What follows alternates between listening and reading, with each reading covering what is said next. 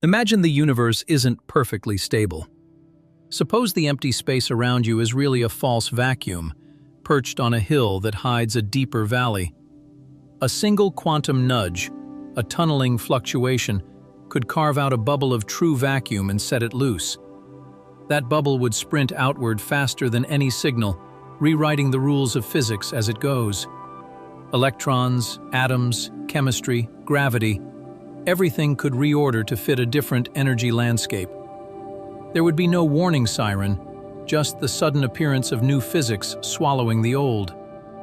The scary part isn't a monster from a distant theory, it's a mathematical possibility that sits inside our best equations, a metastable cosmos that could, in principle, collapse from within.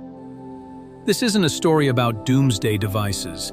It's a window into how the universe might end, and how far we must push our understanding to be sure our reality isn't a fragile coincidence.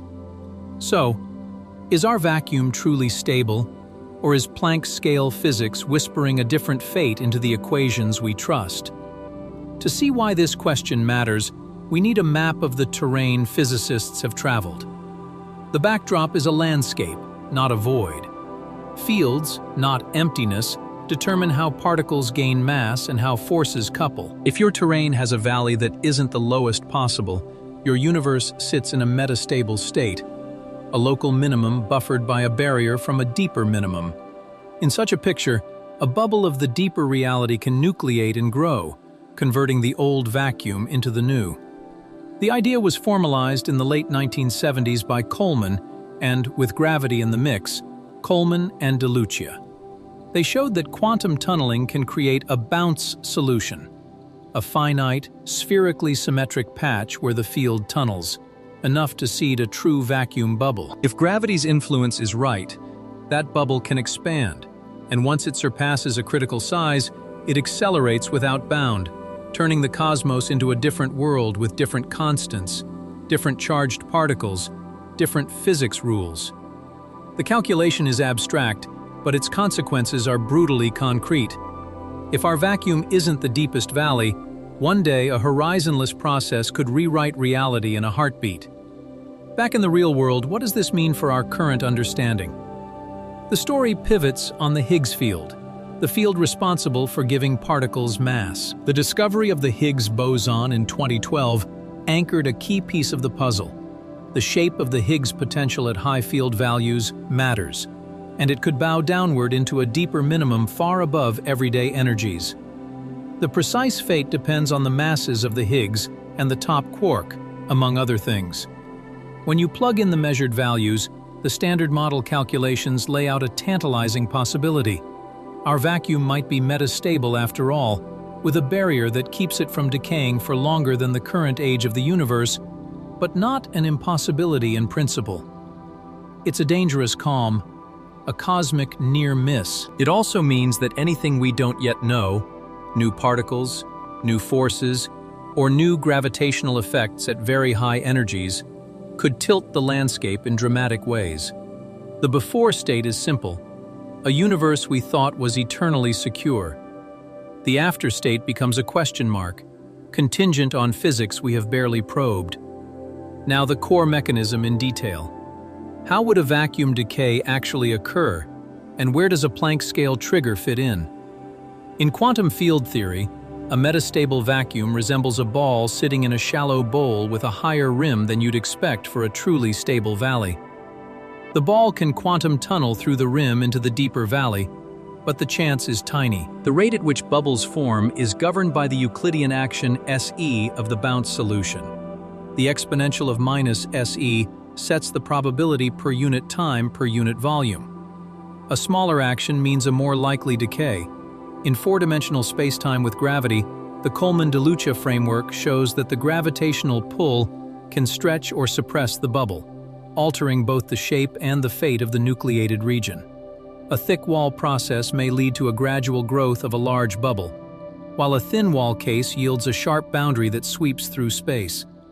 Where does a Planck scale trigger come into play? If such operators destabilize the current valley, the bounce action SE could shrink, increasing the decay rate by many orders of magnitude.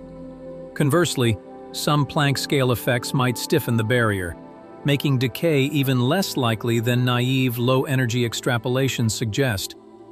The discovery story here is a cautious one. The math is robust, but the inputs, what exactly lives at the Planck scale, are speculative. The dream is to connect a transparent high-energy theory to a testable low-energy consequence, but the bridge is still under construction. The broader implications ripple outward in surprising ways. If the vacuum is metastable and Planck-scale physics can nudge it toward decay, we're staring at a profound statement about the limits of predictability in physics. Our current laws would not be universal, but emergent, contingent on the faraway behavior of a field that we cannot formally probe. That line of thought touches cosmology and the history of the universe, how it started, how it evolved through phase transitions, and what imprints, if any, those transitions leave behind in the cosmic fabric. A first-order phase transition in the early universe would have produced gravitational waves and possibly cosmic relics. If a later vacuum transition occurred, it would erase the existing structure in a flash. Yet there is a stabilizing counterpoint. Calculations commonly show lifetimes vastly longer than the lifetime of the universe, by factors of many trillions or more, so the practical risk today remains negligible. The value of the debate is not a sensational endgame, but it deepens our understanding of how robust reality is against unknown ultraviolet physics. It invites humility about what we can claim to know, and fuels the search for new physics that makes our vacuum more secure, or reveals why it might not need to be. In the end, this topic threads together philosophy, cosmology, and particle physics into a single question. Is the universe a timeless fortress or a delicate arrangement with an unseen vulnerability at the highest energies? The answer weighs on the shape of the Higgs potential at colossal field strengths, on the masses of fundamental particles, and on the turn of the cosmic wheel during epochs we will never directly observe. The Planck scale is the frontier where gravity and quantum fields collide, where our clean, low-energy theories dissolve into a more complete, but far less familiar, portrait of reality. If Planck-scale physics can tip the balance, the universe's fate would hinge on the unknown.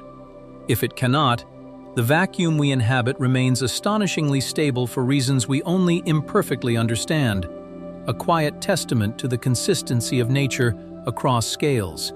The journey our minds take when we study vacuum decay is more than a calculation. It is a meditation on the limits of knowledge and the nature of existence.